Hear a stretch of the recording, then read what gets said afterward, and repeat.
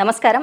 ప్రస్తుతం మనతో పాటు మహామంత్రోపాసకులు, పంచముఖ ఆంజనేయ స్వామి ఉపాసకులు, లలితాంబికా పీఠం అధ్యక్షులు, ప్రముఖ ఆధ్యాత్మికవేత్త, జ్యోతిష్య వాస్తు పండితులు మాడుగుల శివప్రసాద్ గురువు గారు ఉన్నారు. వారితో మాట్లాడిద్దాం. నమస్కారం గురువుగారు. ఆశీర్వచనం తల్లి.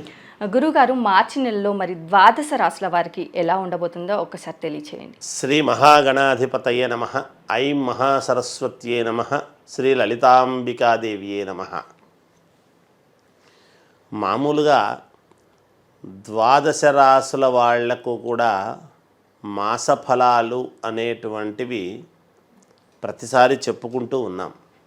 అయితే ఈసారి విశిష్టత ఏమిటి అంటే, ఏప్రిల్ నెలలో ఉగాది పండుగ అనేటువంటిది వస్తూ ఉన్నది. ఉగాది పండుగకు పరిపూర్ణముగా అన్ని రాసుల వాళ్లకు ఎలా ఉండబోతుంది అనేటువంటి విషయాలు మొత్తమంతా ఎలాగో చెప్పుకుంటాం. కానీ ఏది ఏమైనా మాసఫలాలు అనేటువంటి విషయానికి వచ్చేసరికి ఈ మార్చి నెల మరి 1వ తేదీ నుండి 30వ తేదీ వరకు, నెలాంతము వరకు కూడా ఎలా ఉంటుంది అనేటువంటిది ప్రతి వాళ్లకు తెలుసుకోవాలి. తెలుసుకొని ఏమైనా దానికి సంబంధించినటువంటి పరిహారాలు ఉన్నాయా, లేకపోతే ఈ నెలలో ఏమి జరుగుతుంది అని ఇవాల్టి రోజున ప్రతి వాళ్ళు కూడా అనేక రకాల వాళ్ళు ఎంతోమంది చెప్పేటువంటివన్నీ కూడా వింటూ ఉంటారు. అందుకని మన దాంట్లో కూడా మనం చెప్పింది కూడా ఎంతోమంది వీక్షకులు వింటూ ఉన్నారు, చేస్తూ ఉన్నారు, చూస్తున్నాం. అయితే ఈ మాసంలో ఈ 12 రాసుల వాళ్లకు ఉగాది కంటే ముందే తప్పకుండా ఎలా ఉండబోతున్నది ఏమిటి అనేటువంటిది ఒక రకంగా ఇప్పుడు మనం తెలుసుకుంటున్నాం. అంటే మనకు ఇంగ్లీష్ నెల ప్రకారముగా జనవరి అయినా తెలుగు మాసము ప్రకారముగా మార్చి నెల అనేటువంటిది ఆఖరిది మనము గమనించాల్సింది. అంటే చైత్రశుద్ధ పాడ్యమి అనేటువంటిది ఎప్పుడైతే ఏప్రిల్లో వస్తుందో, ఫాల్గుణ మాసం అనేటువంటిది తెలుగు నెలల ప్రకారముగా ఇది ఆఖరిది కదా. అందుకని అప్పుడు ఇది ఆఖరుదనమాట. మనం మామూలుగా అంటే మళ్ళా మన జీవితం ఎలా ఉండబోతుంది ఏమిటి అని చైత్రమాసంలో ఉగాది రోజు మనం చెప్పుకుంటాం, ఉగాది రోజు నాడు. అందుకని మార్చి నెలలో 12 రాసుల వాళ్లకు ఇప్పుడు ఎలా ఉండబోతుంది అనేది మీకు క్లుప్తంగా తెలియజేసేటువంటి మార్గం తెలియజేస్తాను.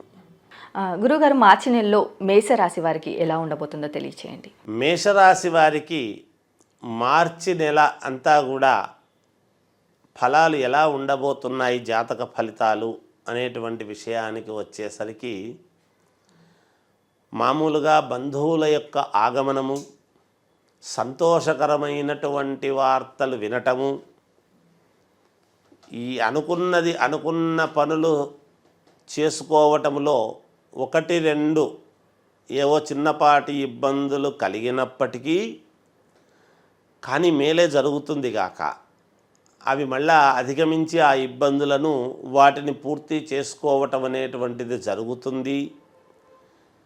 బంధువులు స్నేహితుల వలన మేలు జరిగే అవకాశము ఉన్నది. శుభకార్యాలలో పాల్గొనటము కానీ లేదా శుభకార్యాల విషయాలు చర్చలకు వచ్చి మేలు జరిగే విధముగా మీ యొక్క మాట వాళ్లకు ఉపయోగపడటం అనేటువంటిది జరుగుతుంది. ఉదాహరణకు ఏదైనా ఒక పెళ్లి సంబంధము మాట్లాడాలి అన్నా చేసినా మీరు కూడా అక్కడ ఉండి ఒక మాట, న్యాయపరమైనటువంటి మాట మీరు మాట్లాడినప్పుడు, అబ్బా మాకు మీరు వచ్చిన దాని వలన మేలు జరుగుతుంది అని అంటారు చూడండి.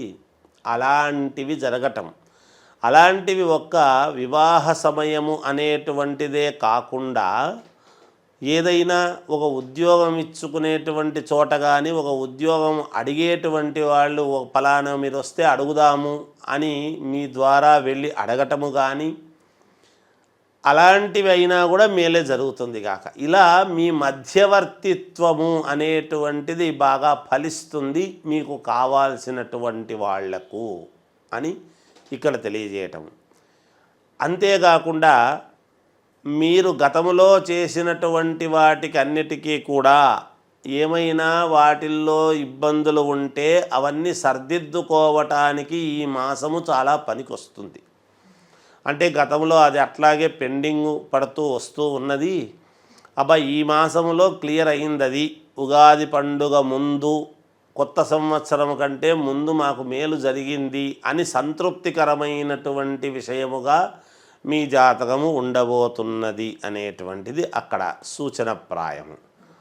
అంతేకాకుండా కొన్ని కీలకమైనటువంటి నిర్ణయాలకు సంబంధించినటువంటి అడుగులు ముందుకు వేయటం, అంటే ఆల్రెడీ కీలకమైనటువంటి నిర్ణయాలు తీసుకొని ఉంటారు, ఉన్నప్పుడు వాటికి సంబంధించినటువంటి అడుగు ఇక ముందుకు వేస్తేనే మళ్ళీ కొత్త సంవత్సరం వచ్చేటప్పటికీ మనకు మేలు జరుగుతుంది అనే ఉద్దేశ్యంతో కొన్ని ముందడుగు వేయడం అనేది జరుగుతుంది. కొన్ని విషయాల్లో కొంతమంది వ్యాపారము చేసుకునేటువంటి వాళ్లకు చాలా అనుకూలముగానే ఉన్నది, ఎటువంటి ఇబ్బందులు లేవు, అనుకూలంగానే ఉంటుంది.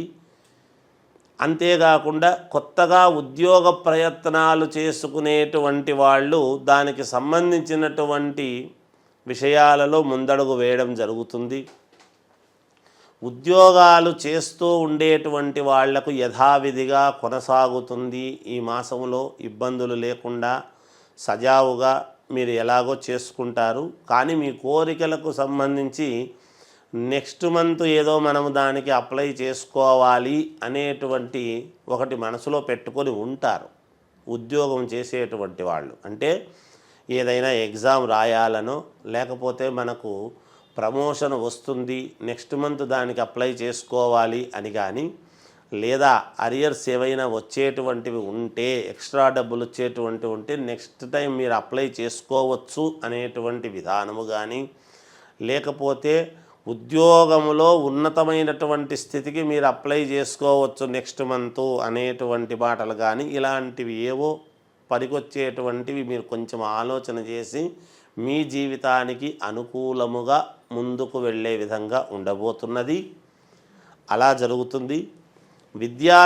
విద్యార్థులకు చాలా అంటే చాలా బాగుంది. అయినా శ్రద్ధగా చదివితే ఇంకా మంచి పేరు ప్రతిష్టలు రావటం అనేది జరుగుతుంది గాక.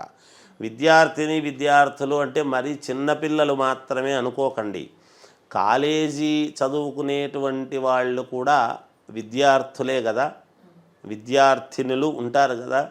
మరి వాళ్లకు కూడా మీరు ఒక మార్గదర్శకులుగా మారటానికి కావాల్సినటువంటి నిర్ణయాలు ఈ మాసంలో తీసుకునేదానికి అవకాశాలు ఎక్కువగా ఉన్నాయి అనేటువంటిది తెలియజేస్తున్నాను.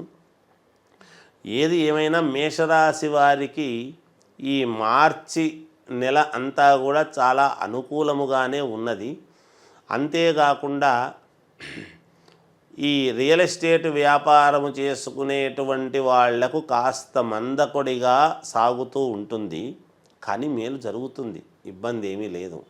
ఏదైనా దీర్ఘకాలికమైనటువంటి అనారోగ్యము ఇదితో ఉండేటువంటి వాళ్లకు మేలు జరిగే ఇదిగా ఉంటుంది, మేలు జరుగుతుంది. చిన్నపాటి అడ్డంకులు ఉండినా అధిగమించేదానికే చూస్తారుగాక. మీరు ఎక్కడా డీలా పడాల్సినటువంటి అవసరము కానీ, ఇది కాలేదే మాకు అని ఆందోళన చెందేంతటి ఇబ్బంది కానీ ఎక్కడా లేదుగాక లేదు. కానీ వచ్చే ఉగాది పండుగ నుండి నెక్స్ట్ సంవత్సరము చాలా మహాద్భుతమైనటువంటి యోగాలు ఉండబోతున్నాయి. మేషరాశి వారికి చాలా ఫలితాలు ఉండబోతున్నాయి. అప్పుడు తెలియజేసుకుంటాము. కానీ ఇది ఒక రకంగా తెలుగు మాసాలలో చివరి మాసము, ఏప్రిల్ మాసం కంటే ముందు మార్చి కాబట్టి మనం చెప్పుకుంటున్నాము. అయితే ఈ మాసములో కూడా అత్యంత అనుకూలముగా శ్రేయోదాయకముగానే ఉన్నది మేషరాశి వాళ్లకు. లోన్లు అట్లాంటివన్నీ కూడా శాంక్షన్ అయ్యేటువంటి దానికి ఉంటుంది. ఏదైనా మీరు అప్పులు తీర్చాల్సినవి చేయాల్సినటువంటివి ఉంటే మామూలుగా సహజంగా ఇది అప్పు తీర్చేసుకుంటే మళ్ళీ మనకు కొత్త అప్పు వస్తుంది అనేటువంటి భావనతో కొంతమంది కొన్ని తీర్చుకోవడం కూడా జరుగుతుంది. అప్పులు తీర్చేసుకుంటారు. రుణబాధలు అనేటువంటివి ఈ మాసంలో తప్పకుండా మీరు తీర్చుకోవడం అనేది జరుగుతుంది. ప్రయాణాల వలన మంచి జరిగేటువంటి ఇది ఉన్నది, మీకు మేలు జరుగుతుంది. అంటే నలుగురు పరిచయం కావటము, ఉన్నతమైనటువంటి ఆశయాలతో అడుగులు ముందుకు వేయటము, వాళ్ళ యొక్క మాటలు మీకు పనిచేయటము, మీకు ఒక కొత్త ఆలోచనలు రావటము, తద్వారా మీకున్న ఇబ్బందుల నుండి మీరే బయటపడడానికి అత్యంత అనుకూలముగా ఉండబోతున్నది మేషరాశి వాళ్లకు అనేది తెలియజేస్తూ జయోస్తు. అలాగే గురుగారు రాజకీయ నాయకులకు ఎలా ఉండబోతుంది మరి? రాజకీయ నాయకులకు మేషరాశి వాళ్లకు చాలా మహాద్భుతముగా ఉన్నది, చాలా అంటే చాలా అనుకూలముగా ఉన్నది. ఎవరైనా వ్యక్తిగతమైనటువంటి జాతకాలను వాళ్ళు పరిశీలన చేసుకోవాలి. రాజయోగం అనేటువంటిది 100% మేషరాశి వాళ్లకు ఉందిగాక. గురువు యొక్క అనుగ్రహము పరిపూర్ణముగా ఉన్నది మేషరాశి వాళ్లకు. తప్పకుండా పదవీ యోగం అనేటువంటిదైతే ఖచ్చితముగా ఉన్నది మేషరాశి వాళ్లకు. విజయము సాధిస్తారు కూడా. అయితే వ్యక్తిగతమైనటువంటి జాతకాలు పరిశీలన చేసుకోవాలి. మరి ఈ రాశి వారిలో కొంతమంది వివాహం కాని వారు ఉంటారు, వివాహం కుదిరే అవకాశం ఉంది అంటారా? వివాహాలు కుదిరే అవకాశం ఉన్నదమ్మా, తప్పకుండా ఉన్నది. వివాహం ఇప్పుడు శుభకార్యాల్లో పాల్గొనడము చేయటము అన్నాము కదా, వివాహాలు ఖచ్చితంగా సెట్ అవుతాయి. ఖచ్చితంగా వివాహ యోగం అనేటువంటిది ఉన్నది, ఖాయమవుతుంది. ఖాయమై వివాహము జరుగుతుంది, ఖాయమై ఏదైనా ఎంగేజ్మెంట్ లాంటివి జరుగుతాయి. లక్షణముగా ఉన్నదమ్మా వివాహ యోగము. తప్పకుండా ప్రయత్నాలు చేసుకోవచ్చుగా. మరి అలాగే ఈ రాశి వారు చేసుకోవాల్సిన పరిహారాలు ఏంటంటారు? పరిహారాలు అనేటువంటివి అమ్మ, వీళ్ళు మేషరాశి వాళ్ళు గోవుకు ఏదైనా గ్రాసము ఇట్లాంటివి ఏదైనా తిండి, ఆకుకూరలు కానీ కూరగాయలు ఇట్లాంటివి పెట్టడము కానీ, లేదా గడ్డి గ్రాసం గోవుకు సేవ చేసుకోవటం అనేటువంటిది చాలా అవసరము. అది ఏ వారము చేసుకుంటే పుణ్యము అనేటువంటి విషయానికి వచ్చినప్పుడు మాత్రం మంగళవారం నాడు చేస్తే వీళ్లకు యోగవంతముగా ఉంటుందని తెలియజేస్తున్నాను. అలాగే గురువుగారు, మేష రాశి వారికి మార్చి నెలలో ఎలా ఉండబోతుంది, అలాగే వీరు చేసుకోవాల్సిన పరిహారాలు ఏంటనేసి చాలా చక్కగా వివరించారు గురువుగారు. ధన్యవాదములు.